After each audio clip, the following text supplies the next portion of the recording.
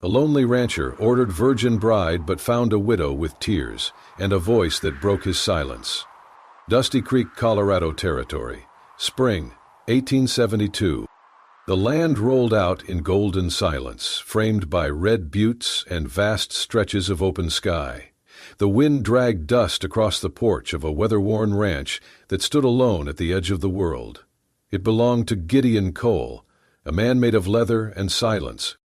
He had not spoken a full sentence in 6 years. The bullet that shattered his throat in a shootout outside Abilene didn't kill him, but it had killed something else: his voice, his confidence, his ability to look a person in the eye for too long. Since then, he'd spoken with nods, the occasional grunt, and when necessary, chalk on a slate board nailed beside the front door. Gideon lived alone, save for his horses, cattle, and the ache of memory. But not for much longer, not if that letter had meant what he thought it did. He had written to a mail-order bride agency in Missouri with one simple request: young, gentle, no past, no lies. He wanted something untouched by sorrow. A girl who might look at him without fear, disgust, or the need to ask him about the scar beneath his jaw. He was not looking for love, just peace. A voice in the house that wasn't his own. Now, as the stagecoach kicked up dust on the ridge, Gideon adjusted his hat and stepped onto the porch. The sun was dropping low behind the hills, casting the ranch in copper and crimson. He stood still, boots planted wide, arms crossed, as the coach rolled to a stop in front of his gate. The driver tipped his hat. "Got a delivery for a Mr. Gideon Cole." Gideon gave a sharp nod. The coach door opened with a creak, and the woman who stepped down was not the girl he had imagined. She wore a long black dress, worn thin at the elbows. Her face was pale, with a sharpness born of hard winters and longer nights. Her eyes were red-rimmed, not from dust but from crying. She clutched a battered leather valise like it held the last pieces of herself. She looked up at him once, just long enough for him to see it. The grief, deep and unhealed. This was no innocent girl, no untouched bride. Gideon's stomach clenched. His shoulders stiffened, and he took an unconscious step back. A wind stirred between them, lifting the hem of her skirt and tugging at her travel-stained bonnet. The woman swallowed, then spoke in a voice barely louder than the breeze. If I am not what you expected, I can go back." Her voice trembled. "Just say the word, Mr. Cole. I will not make trouble." She did not plead, she did not explain. She simply waited. Gideon stared at her, his throat tightening, not from pain, but from the weight of the moment. He'd asked for simplicity, purity, a fresh start. And standing before him was a widow, hollow-eyed and haunted.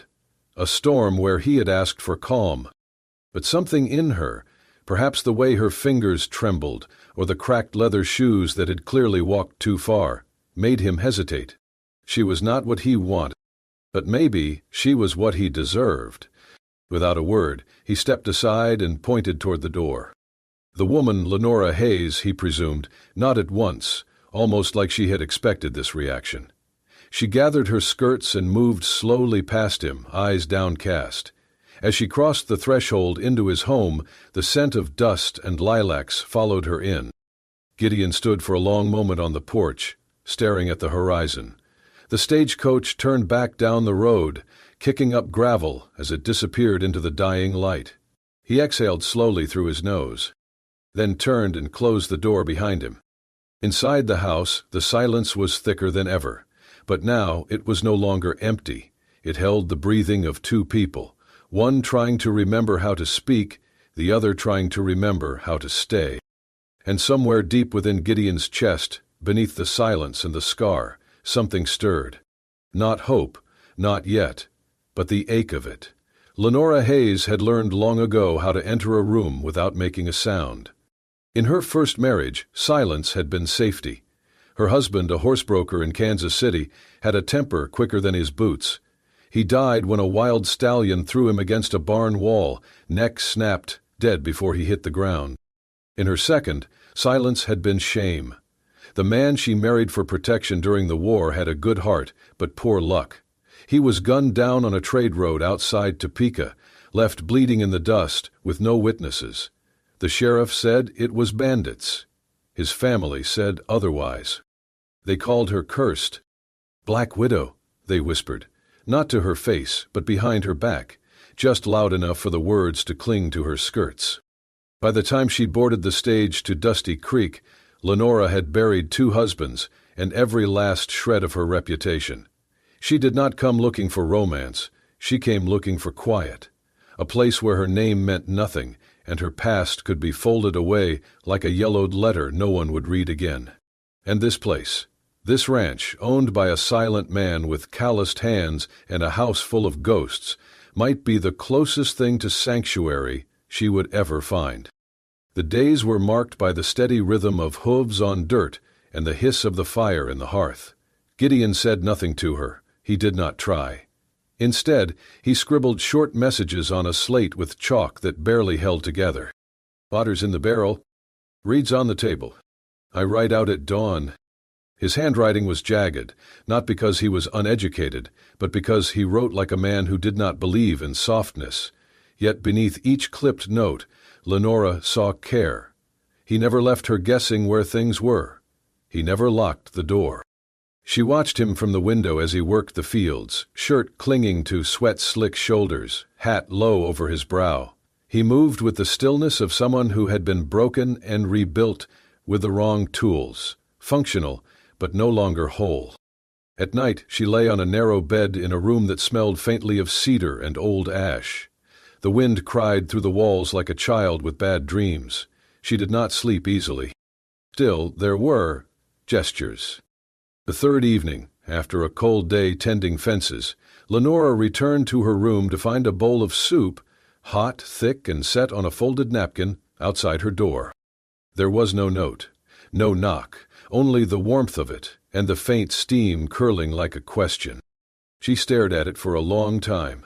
When she finally picked up the bowl, her hands trembled. He was not what she feared, nor was he what she expected. He had not asked about her past. He had not stared too long. He had not tried to touch her, not even once.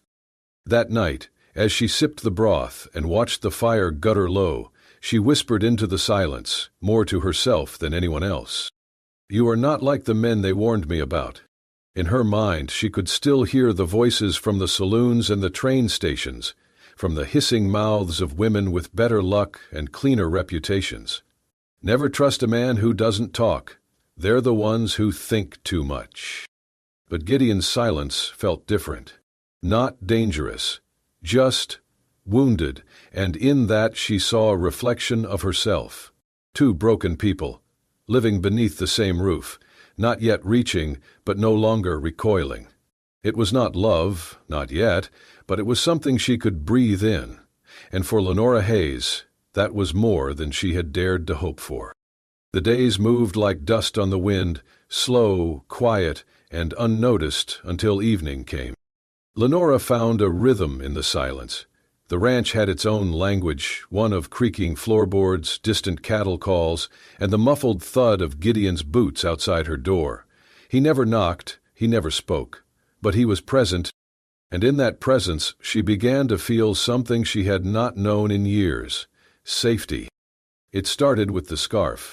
She had dropped it somewhere between the barn and the smokehouse, the breeze stealing it from her neck. That evening she searched for it but gave up when the light faded. By morning it was folded neatly on the wooden chair beside the hearth. Clean, pressed, still slightly damp from drying. She picked it up slowly, fingers brushing the worn fabric. He had found it. He had washed it. He had said nothing. Later that day, she noticed the new planks hammered into the side of the house near her window, a makeshift barrier against the wind, secured with thick nails and a careful hand. She hadn't asked for it, hadn't even mentioned the draft. Still, he had seen. She watched him from behind the curtain as he worked the fence line, his hat pulled low, sleeves rolled to the elbows. He moved like a man used to doing everything alone, efficient, deliberate, but with a weight to each motion. Like each task was a way to outrun memory. At supper, she noticed he had sliced a loaf of bread, a rarity on the ranch. 2 thick pieces sat on her plate, while he quietly tore at dried beef and beans. She looked at the bread, then at him. His eyes were on the fire. "You should have some," she offered gently. He didn't respond, just shook his head once. Firm, she broke a piece in half and left it on the edge of his plate anyway. Later, she found it gone. It was not affection, not in the way she had once known it. There were no soft touches, no lingering stares. But in every small gesture, in every repaired window, every quiet offering, she felt something stir. Respect. Care. Perhaps even the fragile beginnings of trust, but trust was a brittle thing. And the world outside the ranch did not forget so easily.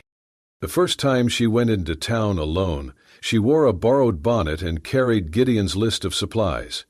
The general store was small, cluttered, the floor dusty and uneven. She kept her head down as she picked up sugar, salt, oil, and lye. The clerk barely looked at her, but the other shoppers, mostly women, stared. Too long. Behind her she heard the whisper. "That's her. The one from Kansas." Another voice, sharper. Black Widow, they called her. Lenora froze, sugar sack clutched in her hand. The whispering didn't stop. "She buried 2 husbands, you know. Bad luck follows her like smoke." "She bewitched them, more like." She paid in silence, the coins trembling in her hand, and walked out into the sun with her basket held tight against her chest. By the time she reached the wagon, her face burned, not from shame, but from something colder. The past had found her. Even here. That night she didn't speak at dinner. Didn't eat much either. Gideon noticed. His chalk scraped across the board. "Bad day?" She hesitated, then nodded once. He held her gaze a beat longer than usual, then stood and walked out into the dusk. She heard the barn door slam shut. Moments later, the rhythmic pounding of hammer on wood. She didn't know what he was building, but somehow it made her feel seen. In a world that only seemed to remember her sins, Gideon was doing something radical. He was letting her forget. The storm came in from the west like a thing alive. By late afternoon, the clouds had thickened into bruises across the sky. The air turned electric, heavy, and still.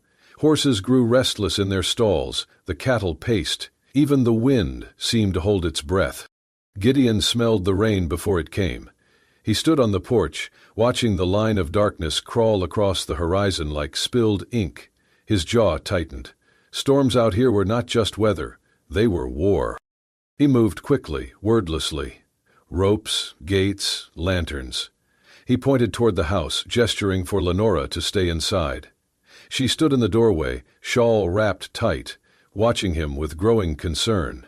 Then the thunder cracked, sharp as a rifle shot.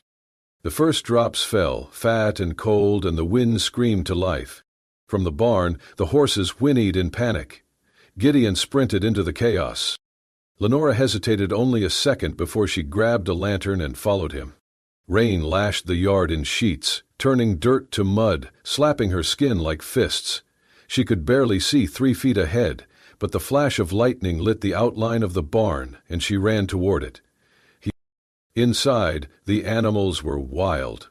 A stallion reared, nearly kicking through its gate. Another mare kicked at the walls, eyes rolling white with terror.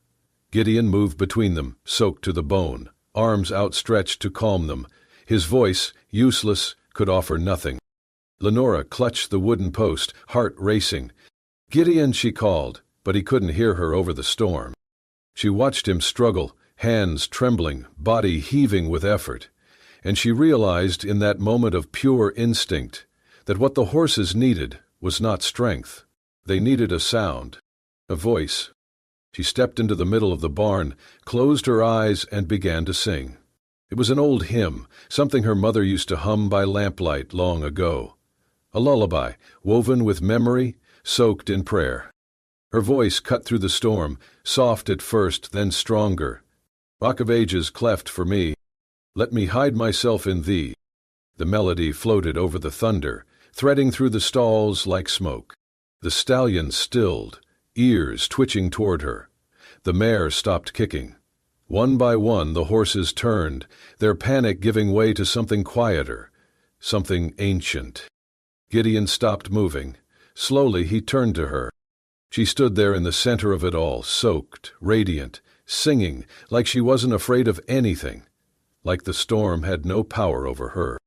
Rain pounded the roof, lightning flashed behind her like a halo, and Gideon felt something snap inside him. He did not know what to call it. It wasn't pain, it wasn't joy, it was too deep for either. His throat tightened, his hands clenched, and then, without warning, tears welled in his eyes. He hadn't cried in years. Not when his father died. Not when the bullet took his voice. Not even in the darkest, loneliest nights on this God-forsaken land. But now, in the middle of a barn full of half-wild animals and the woman he barely knew, he felt them come. Slow, hot, and without shame. He leaned against the stall door, chest rising hard with each breath, and watched her finish the hymn. Be of sin the double cure, save from wrath, and make me pure. The silence that followed was full, not empty, the kind of silence that hums with everything unsaid. Lenora opened her eyes and looked at him. She didn't smile. She didn't speak. She just stood there, the rain dripping from her hair, her chest rising and falling with the rhythm of a heart that had given everything it had. And in that moment Gideon thought, if there are angels in this world, they do not come with wings. They come with voices strong enough to silence storms. The calm after the storm did not last. For a few days, things at the ranch settled into something that almost felt like peace. The barn was quiet, the horses calm. Gideon moved through his chores with a renewed energy, and Lenora noticed he lingered longer at the dinner table, as if he found some comfort in her presence. She sang to herself now, soft hymns as she swept the porch or folded laundry. It was not happiness, not yet, but it was a fragile beginning. Then the stranger arrived. Dusty Creek had never been a town to embrace newcomers. It tolerated them, and sometimes it let them speak too freely. The man was tall, lean, with a crooked smile, and a mouthful of stories he was far too eager to share. He walked into the saloon one late afternoon, ordered whiskey, and began talking before the barkeep could even ask his name. "Passed through Kansas last fall," he said, voice thick with swagger. "Heard a tale about a woman, pretty thing, dressed all in black. They said she buried 2 husbands, and not a tear at either funeral." He took a long sip. "They call her the Black Widow. Got a talent for making men disappear. Found herself a new home in these parts, I hear, on a ranch with a mute man who doesn't ask questions." By sundown, the story had wrapped itself around every porch post and hitching rail in town. By the next morning it had reached the general store, the church, the sheriff's office, and the eyes of every woman Lenora passed when she came into town for flour and lamp oil. The whispers followed her like dust in the wind. "She's the one. 2 husbands, both dead. She probably cast some spell on him, poor Gideon." She kept her chin up, steps steady. But she felt it, the shift, the sideways glances, the small children pulled behind skirts, the space that opened around her like she carried disease. Then the rock hit her. A small, jagged thing, thrown from a child's hand. Or maybe not a child at all. It struck her hip, hard enough to bruise. She stumbled, clutching her basket, blinking back tears she would not let fall. She did not cry. Not when her first husband raised his voice. Not when the second died on the roadside. But this slow, public death by rumor, was something crueler. She turned to leave, the weight of shame crushing down, and saw him, Gideon. He stood at the end of the street, eyes locked on hers. He had come into town without her noticing, perhaps tracking her from the ridge. His hat was low, coat damp from an earlier rain, but his presence was as sharp as a blade in the sun. He didn't speak. He didn't need to. He walked toward her with slow, deliberate steps, and when another voice in the crowd dared mutter, "Should have let the snake die alone," Gideon stopped. His hand slid to the butt of his revolver, not to draw, but to rest. A promise. He turned his head and looked directly at the stranger standing on the saloon steps, the man with the crooked smile who had started it all. That smile faltered. The crowd held its breath. Then Gideon walked past Lenora, knelt at the side of the store wall, and picked up a small piece of wood propped beside a barrel. He took the chalk tied to it, scrawled one word in thick, sharp letters. Enough. He turned the board to face the crowd and held it high. Then he placed it at her feet, stood beside her, and stared at every eye that dared meet his. No one spoke. No one moved. Lenora stood frozen, heart hammering against her ribs. In that moment she realized something vital. Gideon's silence was not absence. It was choice. He did not hide behind it. He used it like armor, like a weapon. And when he stood between her and the world, without a single word, she felt more protected than she had ever felt in her life. The wind howled that night like it was mourning something. The ranch was quiet, save for the creak of old wood and the restless stir of horses in the barn. Gideon had gone to bed early. Lenora had not. Sleep had evaded her for days, pushed away by the weight of looks, whispers, and stones thrown without names. The town's cruelty had followed her home like a stray dog she could not shake. Even here, even after everything, the past clung to her like a second skin. She needed air. Barefoot, shawl wrapped tight, she stepped out into the night and made her way to the barn. The familiar scent of hay and earth should have calmed her. Instead, it made the knot in her chest tighten. She walked past the stalls slowly, running her fingers along the rough wood. And then, without warning, her legs gave way. She sank into the straw beside one of the empty stalls, pulling her knees to her chest. Her breath hitched. The tears came soundlessly, but not softly. They spilled like a flood she had been holding back for years. She cried for the husbands buried in cold ground, for the names she had been called, for the silence she had learned to live inside. But mostly she cried because she had started to hope again, and that was the cruelest cut of all. She did not hear him come in, only felt the shift in the air as Gideon knelt beside her, his presence sudden and solid. She didn't look up, couldn't. He sat in the straw without a word, his coat brushing hers. And then he moved. He reached for the small knife he kept at his belt, not for protection tonight, but for something else. She watched through blurred vision as he turned and, with deliberate care, began to carve into the wooden wall of the stall. His hand trembled, his breath was ragged. The sound of the blade scraping wood was steady, slow. When he finished, he sat back and turned toward her. She looked. 4 words, etched with trembling lines but undeniable conviction. "You don't deserve shame." Lenora blinked. A new tear slipped down her cheek. He could not say it, but he had cut it into the wood with his own hands.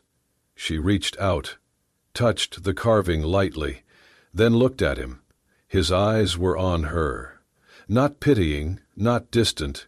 Seeing her, truly seeing her, she leaned forward, lifted her trembling hand, and placed it gently against his mouth. His breath caught. "If you can't speak," she whispered, voice quivering, "then I will sing for you." He closed his eyes, not to hide, but to let the feeling in. There, in the dark barn, surrounded by the quiet breath of animals and the scent of hay, something passed between them. Not a confession, not a promise, but a knowing. 2 hearts, bruised and wary, finding each other not in words, but in what had never been said. The dust arrived before the riders did. From the front porch, Gideon watched the thin line of horses crest the ridge and descend toward the ranch. 6 of them, 1 wagon, a storm without thunder, but just as loud in its intent. Lenora stood inside the doorway, clutching the edge of the curtain. She didn't need to ask who they were. She already knew. The wagon carried Harold Granger, brother of her second husband, and 2 other men in clean Sunday coats who smelled of self-righteousness. Behind them rode a hired gun in a black hat and dust-covered duster. His eyes were small and pale, like stones found in a dry riverbed. They stopped a few yards from the porch. Harold stepped down and called out, "Miss Hayes, or should I say, Miss Graves again?" Gideon stepped forward, placing himself between Lenora and the gathering crowd that had begun to form behind the riders. Townsfolk. Curious, judgmental, waiting for the next scandal to unfold, like a page in a dime novel. "She married my brother under false pretenses," Harold declared, "and he died less than 6 months later. We never had the chance to investigate. Now she's fled here and stolen herself another man. We have a right to bring her back. There's justice to be done." Lenora stepped out, slowly, pale and trembling. Her voice was barely above the wind. "You have no claim on me." "You ran," Hio barked. "What honest woman runs?" Murmurs rippled through the crowd. The hired gun rested his hand on his holster. Gideon stepped forward. He did not speak, but his stance said enough. He pulled his revolver from its holster with a slow, deliberate motion and stood square in front of Lenora, his eyes locked on the gunman's. Daring him. Challenging him. "You'll have to go through me." The gunman grinned. "You show about this, mute." The crowd tensed. Hands twitched toward belts. Horses stamped in the rising heat, and then it happened. A flash. A crack. Dust and fire. The hired gun went down, clutching his leg, blood soaking his pants. Gideon turned to the next man, Harold's companion, and fired. The man dropped his weapon and dove behind the wagon. Harold screamed something unintelligible. Gideon raised his pistol again, but too late.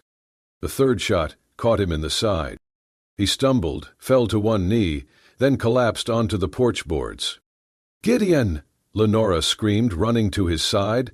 Blood poured from the wound, dark and fast. She pressed her hands to it, sobbing, her tears falling into the dust. The gunmen scattered. The crowd stood frozen, some backing away, others too stunned to move. And then the chaos grew. One of the horses, spooked by the noise, reared up and broke free from its handler. It bolted through the crowd, wild-eyed and frenzied. Screams echoed as people leapt aside. A small boy tripped and fell, right into the horse's path. Lenora saw it happen in a blink. Without thinking, without breathing, she ran.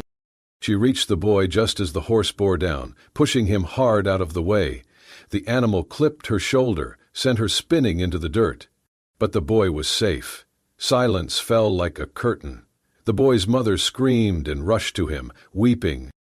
Others followed, eyes wide, not at the blood on Lenora's arm or the dirt on her dress, but at the truth they had all just witnessed. "She saved him," someone whispered. "She saved him?" "She threw herself in front of that horse." Maybe she's not what they said." The crowd shifted. Gideon groaned. Lenora crawled back to him, still bleeding, still shaking. She took his hand in hers and kissed his knuckles. His eyes fluttered open. For a long moment he looked at her, truly looked. And then, with a throat cracked by silence, he forced out the first words anyone had heard him say in nearly 6 years. "My wife is good." The words were hoarse, raw, but undeniable. Gasps moved through the crowd. Harold turned, face flushed, and climbed into the wagon without a word. The others followed, defeated. The townspeople stepped back, letting them pass. No one looked at Lenora the same again. The spell was broken. The lie undone. And in that moment, the woman they called a curse became something else entirely. She became a truth too powerful to deny. The days that followed moved slow and golden. The ranch, once heavy with silence and wind, now pulsed with quieter rhythms. Footsteps on wooden floors, the clink of spoons in mugs, the hum of a woman's voice in the evenings. Gideon stayed in bed for nearly a week. The bullet had torn through muscle and left him weak and fevered, but he was alive. Because Lenora had run toward danger, not away. Because she had chosen him, even when the world hadn't. She tended to him with hands both gentle and steady. She brewed bitter tea from herbs she found near the creek, pressed clean cloths to his wound, and hummed hymns each night as the fire burned low. Sometimes she sat beside him in silence, tracing small circles over his hand. Other times she read from an old Bible they found on the shelf, her voice soft, filling the space where his had long been absent. The ranch changed, too. It no longer felt like a place abandoned to ghosts. Now it smelled of bread and pine soap.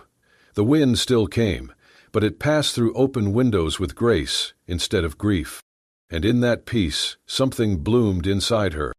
Lenora stood on the porch one morning, sunlight washing her face. She looked across the fields, watched the horses near the fence line. For the first time in years, she wasn't thinking of escape. She didn't feel the weight of eyes or the pull of shame.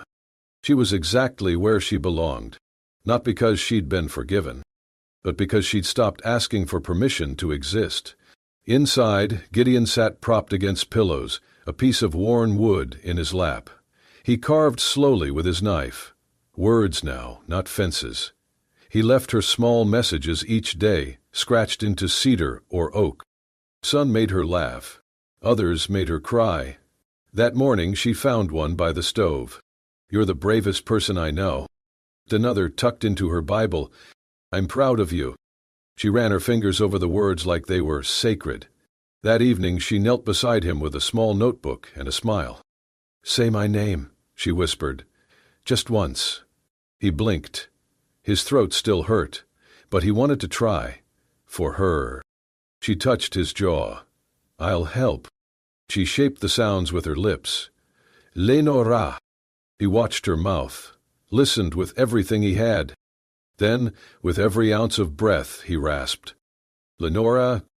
It came out broken, barely formed. But it came.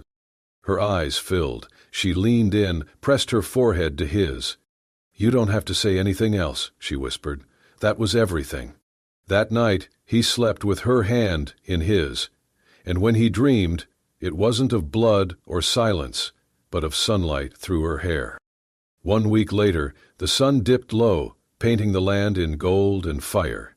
Gideon and Lenora sat side by side on the porch steps, a blanket draped across their shoulders. She leaned into him, her head resting lightly on his shoulder, his arm around her, fingers curled with hers.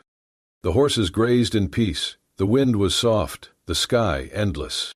He looked at her, then at the ring on her finger. She caught his gaze and smiled. He didn't speak. He didn't have to. His hand tightened. She knew.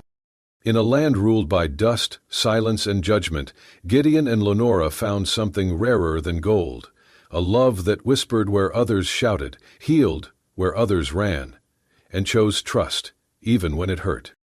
If this story moved you, if you felt that quiet kind of love that lingers after the last word, hit that like button to let us know you're riding with us. Subscribe to